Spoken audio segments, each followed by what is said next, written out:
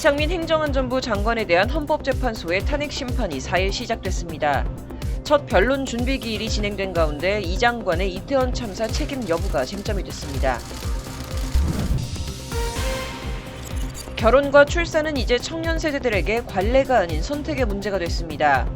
이에 국회가 꾸준히 결혼 장려 법안들을 내고 있지만 구체적인 진전이 없는 가운데 현실적 해결 방안은 없는지 알아봤습니다.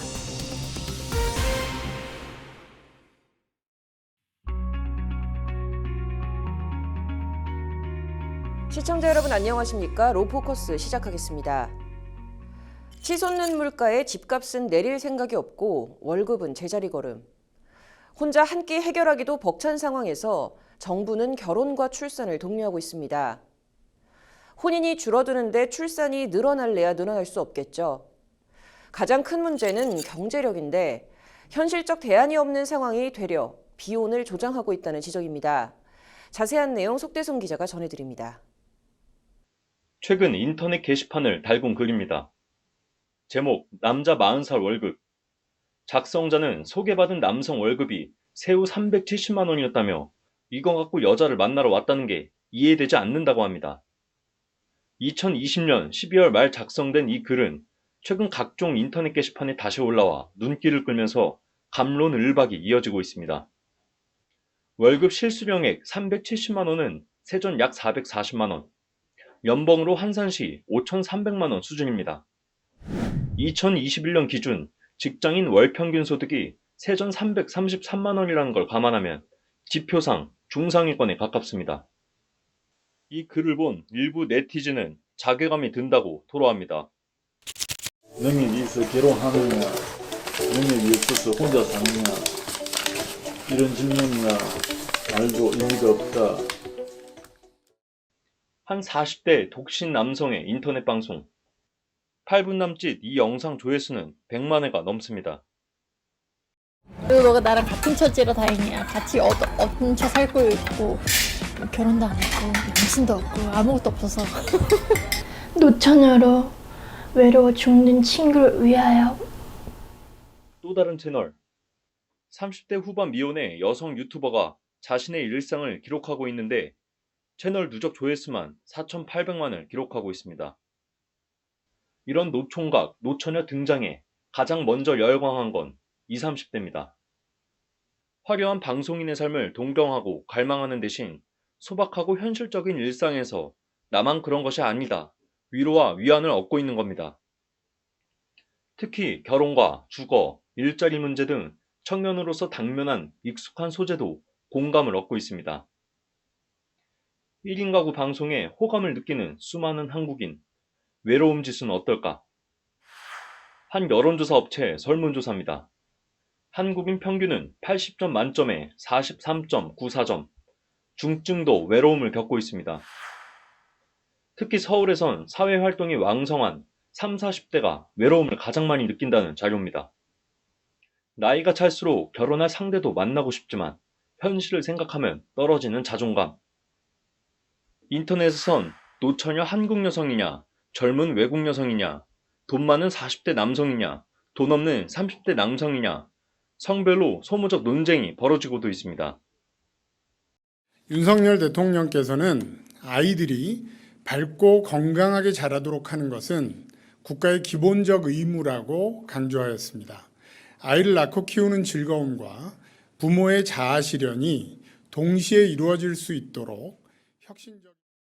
지난해 합계 출산율은 0.78, 역대 최저이자 OECD 중 압도적 꼴찌입니다.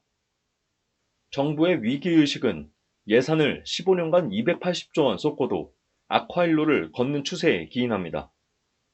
윤 대통령은 모든 정책을 MZ세대 청년 관점에서 볼 필요가 있다 강조하지만 여권 정책은 여전히 번지수를 잘못 찍고 있다는 지적이 대체적입니다.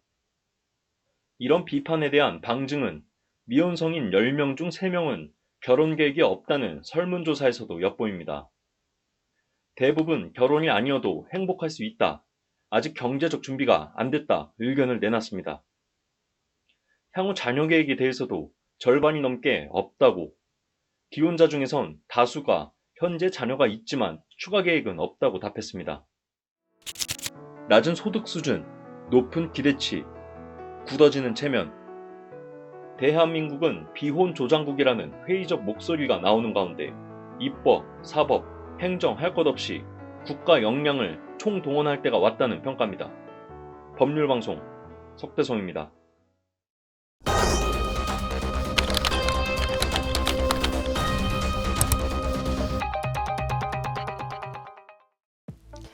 이번 주 핫클릭은 이상민 행정안전부 장관의 탄핵 심판 얘기 해보겠습니다. 이번 주 법조계를 가장 뜨겁게 달군 이슈는 바로 이상민 행정안전부 장관에 대한 탄핵 심판이었죠. 지난 4일 오후 이태원 참사 대응 부실로 헌법재판소 탄핵 심판대에 오른 이 장관의 첫 재판이 시작됐습니다. 대한민국 헌정사상 처음으로 장관에 대한 탄핵 심판이 열린 겁니다. 하지만 변론 준비 절차 기일인 만큼 당사자 출석 의무는 없어 이날 헌재에는 대리인들만 나왔습니다.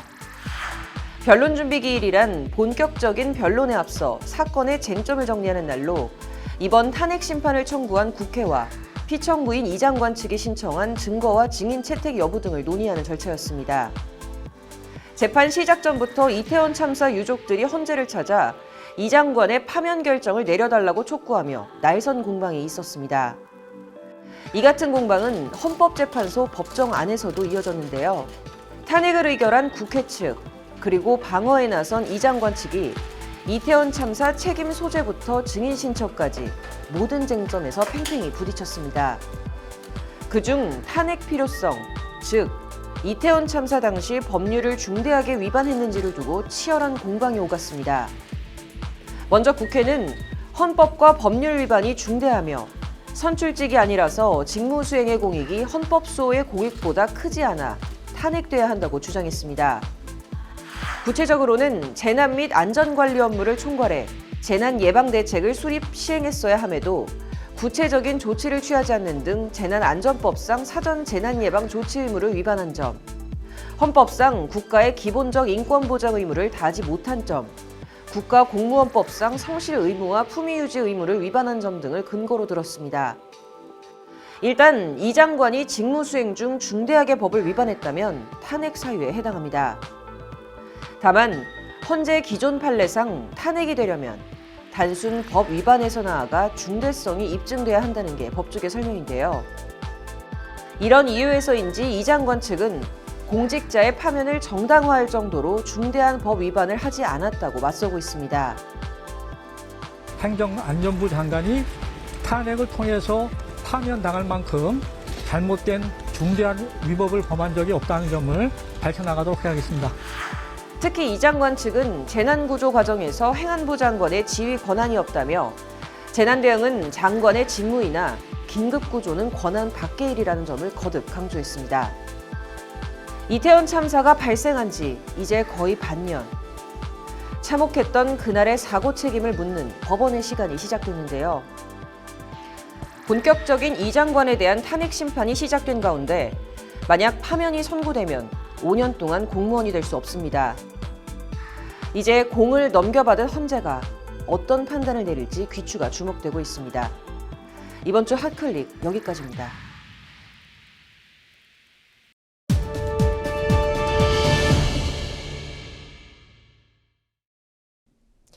이른바 대장동 의혹 관련 핵심 인물 중 하나인 유동규 전 성남도시개발공사 기획본부장이 최근 잇따라 핵폭탄급 폭로를 이어가면서 세간의 이목을 집중시키고 있죠. 이에 검찰이 아직 제도화되지 않은 플리바게닝을 시도한 것 아니냐는 말이 나오기도 했습니다. 플리바게닝은 수사를 협조한 범죄자에게 형량을 깎아주는 유죄협상 제도인데요. 요즘 검찰 내부에선 이를 도입해야 한다는 목소리가 높아지면서 핫 이슈입니다. 내부자의 고발과 처벌 협상, 국내 도입을 두고 법조계에선 이런저런 얘기들이 나온다고 하는데 어떤 내용들인지 직접 듣고 왔습니다. 지난달 31일 많은 수의 형사법 전문가들이 대검찰청에 모였습니다. 좀처럼 모이기 어려운 이들이 한 곳에 자리한 이유는 바로 형사법 아카데미 때문입니다. 지난 2005년부터 대검과 학계를 비롯한 형사법 전문가들은 수사권 조정, 디지털 증거 압수수색 제도 등 검찰 내 기능, 그리고 해외 형사법 제도 연구를 위해 매해 고민하는 시간을 갖고 있습니다. 이날도 학계와 실무에 종사하는 각계 전문가들, 그리고 방청원 로스쿨생 등 150여 명이 참석했고 형사법 아카데미 회장직을 맡고 있는 김희균 서울시립대 법학전문대학원 교수의 개회사로 행사가 시작됐습니다. 그 실무와 학계가 서로 긴밀하게 연결돼서 실무에서 고민하는 부분들 갖다가 저희 학계가 지원해드리고 저희 학계의 고민을 또 실무에서 반영하고 이러면서 우리 그 형사사법제도가 발전되고 있는 거기 때문에 검찰에서 또 이런 자리 만들어 주셔가지고 논의할 수 있는 게 아주 뜻깊다고 생각하고요.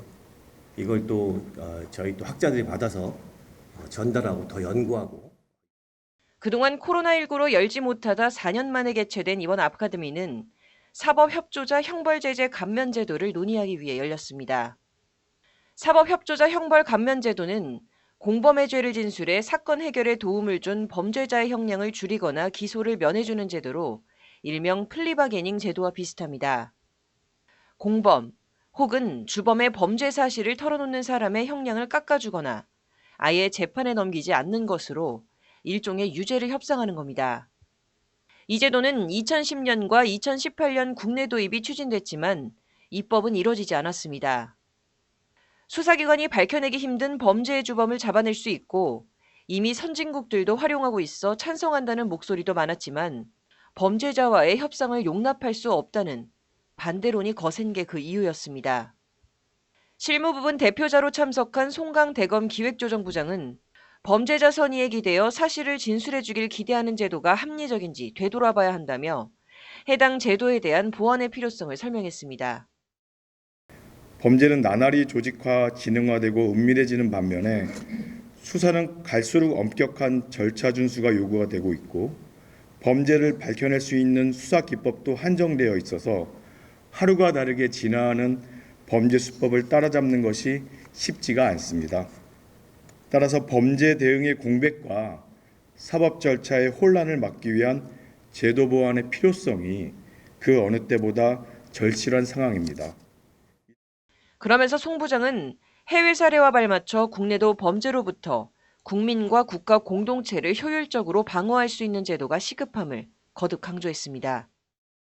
우리나라와 같이 수사 단계에서 조서를 활용하는 나라가 또 있습니다. 일본입니다. 일본도 2018년부터 수사 공판 협력형 협의 합의 제도하고 형사 면책 제도를 도입하여 지금 운영하고 있습니다. 제도의 내용이나 운영 방식은 나라마다 조금씩 상이하긴 하지만 이제 미국, 유럽, 일본에서 이러한 제도를 도입하여 운영을 하고 있습니다. 이제 우리도 범죄로부터 국민과 국가 공동체를 효율적으로 방어하기 위해서 제도적인 보완책을 논의할 때가 되었다고 생각을 합니다. 이어 본격적으로 미국, 일본, 프랑스 등 해외의 운영 현황을 주제로 한 일부 발표가 시작됐습니다. 제일 먼저 발제를 맡은 원재천 한동대 국제법률대학원 교수는 미국에서는 90에서 95%의 사건이 플리바게닝을 통해 재판 없이 종결된다고 말하며 플리바게닝 없는 사법제도 운영은 불가능한 실정이라고 꼬집었습니다. 이어진 발표에서 김희균 형사법 아카데미 회장은 프랑스식 유죄 협상 제도를 소개했습니다. 가벼운 죄의 경우 피의자 자백을 전제로 검사가 감경된 형을 제한하고 이를 피의자가 수락한다면 재판 없이 사건을 종결할 수 있다고 김 회장은 설명했습니다. 일본의 사례를 소개한 구재현 대구지검 검사는 일본에서 검사는 공범의 수사 및 공판 절차에서 증언 등 협력을 조건으로 불기소, 공소 취소, 처벌조항 변경 등 유리한 처분을 합의할 수 있다며 내부자 진술이 꼭 필요한 조직, 경제, 마약범죄 등 특정 범죄에 한해 협의와 합의를 허용한다고 밝혔습니다. 이렇듯 최근 플리바게닝은 검찰을 중심으로 법조계 최대 관심사지만 국내 도입 필요성을 두고 갑론을박은 이어지고 있습니다. 내부 고발자 증언이 없으면 실체를 밝히기 힘든 조직, 마약, 부패, 테러 등의 범죄는 해외의 경우와 같이 실질적인 처벌이 이루어질 수 있도록 제도 변화가 필요하다는 주장이 나왔고 반대로 이 같은 형 감면제가 실체 진실주의에 위반될 가능성이 있는 만큼 신중해야 한다는 목소리도 제기됐습니다. 사법협조자 형벌제재 감면제도에 대해 여러 의견들이 나온 가운데 향후 형사법 아카데미는 다양한 의견 수렴을 위해 분기별로 진행할 예정이라고 관계자들은 밝혔습니다.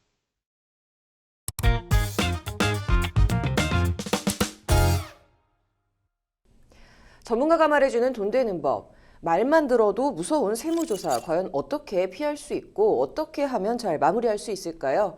이번 주 세무조사에 대한 모든 것에 대해서 얘기를 좀 나눠보도록 하겠습니다. 변호사님 어서 오십시오. 네. 세무사님 어서 오세요. 자, 이게 세무 얘기인 만큼 오늘 첫 질문 세무사님께 먼저 드려보도록 하겠습니다. 사업을 하시는 분들이라면 사실 이 세무조사라는 단어만 들어도 좀 긴장하고 어려워하시는 분들 많으실 것 같아요. 이게 실제로 세무조사 좀 자주 일어나는 건가요? 네, 저희도 아무래도 이 세무라는 업무를 많이 하다 본 거니까 세무조사 관련된 대응도 하게 되고 그러다 본 거니까 주변에서 세무조사를 받는 경우를 좀 많이 보게 됩니다.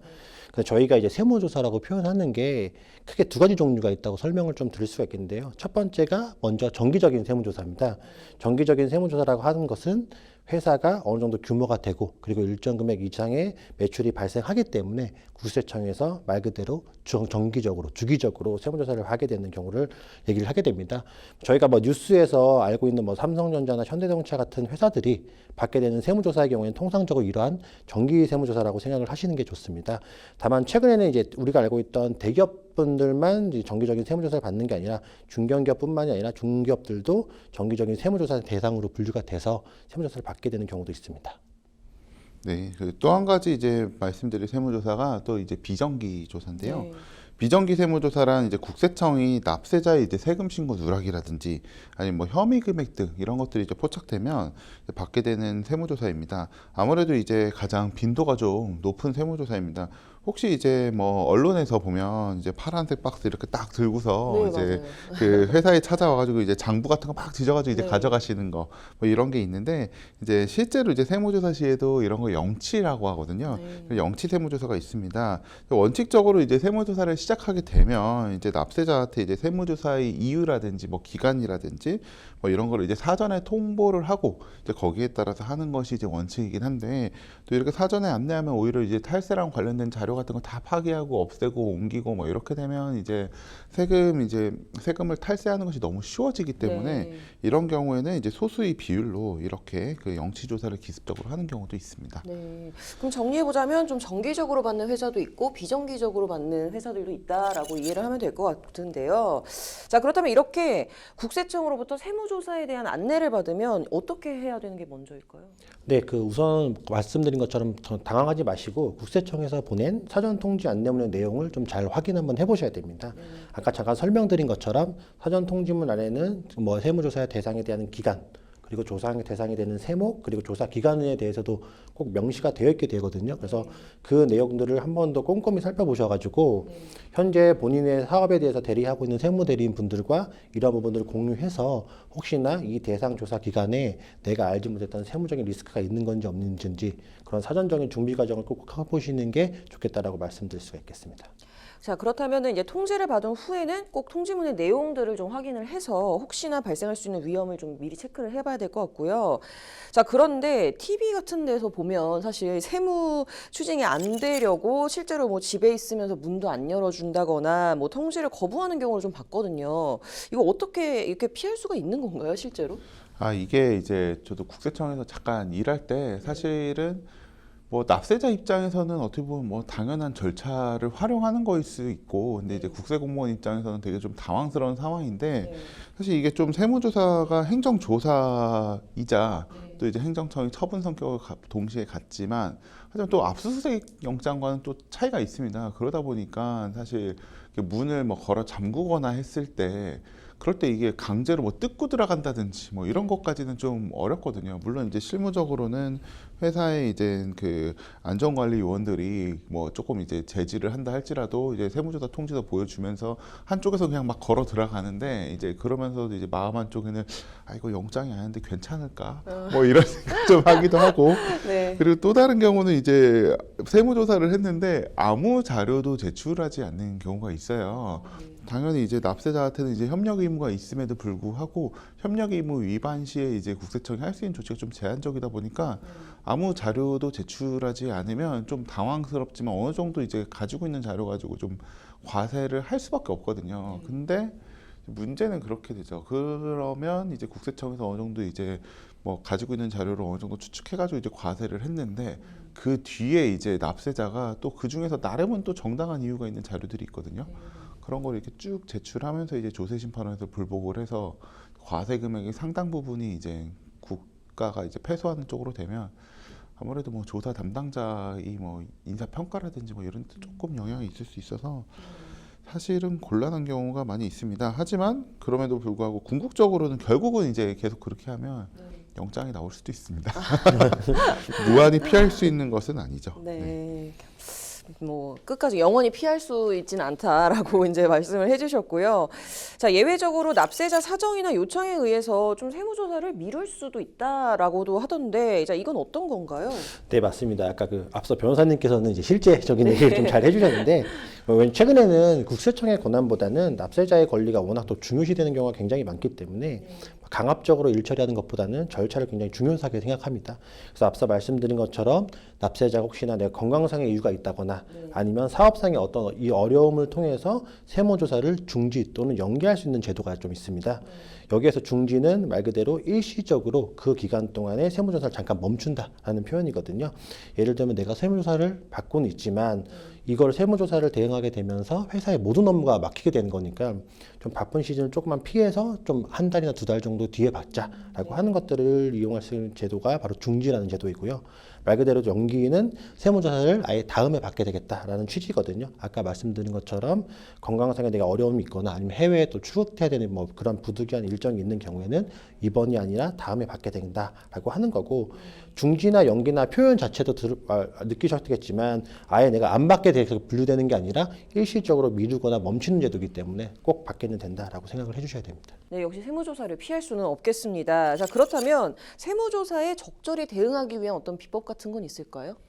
네, 만약에 이제 세무조사가 개시되면 뭐 이제 거기에 대해서 이제 대응을 또 그때부터 고민하시게 되는데, 저는 이거는 뭐 세무조사도 마찬가지고 뭐 일반 뭐 다른 뭐 형사 사건이라든지 아니면 뭐 규제나 뭐 이런 것이 있는 건 마찬가지인데, 결국은 방어 방법은 크게 뭐 네 종류인 것 같아요.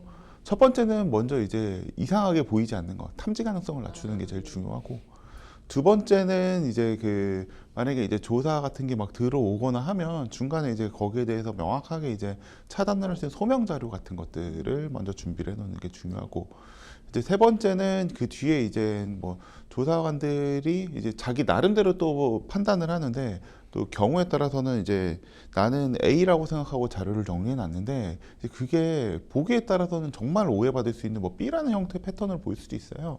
이제 오해를 피할 수 있도록 이런 회피 가능성을 준비해 놓고, 마지막은 이제 결국은 뭐 이 모든 것들이 다 돌파가 되면 이제 그 논리 대 논리로서 이제 부딪히는 수밖에 없겠죠. 뭐 이렇게 좀 준비를 해야 되는데, 이제 제일 이제 중요한 거는 맨 처음에 예방, 그것이 제일 중요한데, 그것은 바로 이제 재무자료나 아니면 증빙 서류에 대해서 좀 이제 꼼꼼히 갖춰놓고, 그리고 이게 자신이 아무리 이제 그 기억력이 좋다 할지라도 사실 뭐 세네 달 지나면 아 이때 왜 입금됐더라 뭐 이게 기억이 안 나는 경우가 되게 많아요. 이제 처음에는 저 개인적으로는 그냥 자신의 기장을 도와주시던 분들한테 뭐 비용을 좀 드리고서 부탁을 좀 드리는 게 좀 좋을 것 같고, 이제 그 뒤에 이제 또 세무사나 아니면 변호사 업계도 불복을 또 전문으로 하시는 분들이 또 따로 있으니까 그 뒤에 이제 좀 대응을 준비하시는 게 좋지 않을까, 뭐 이런 생각이 좀 듭니다. 네. 자, 회사를 운영하시는 분들이라면 좋은 정보가 될 수 있는 이제 세무조사를 피하는 방법 혹은 잘 마무리하는 방법에 대해서 좀 알아봤는데요. 다음 주에도 더 유익한 내용으로 찾아뵙도록 하겠습니다. 감사합니다.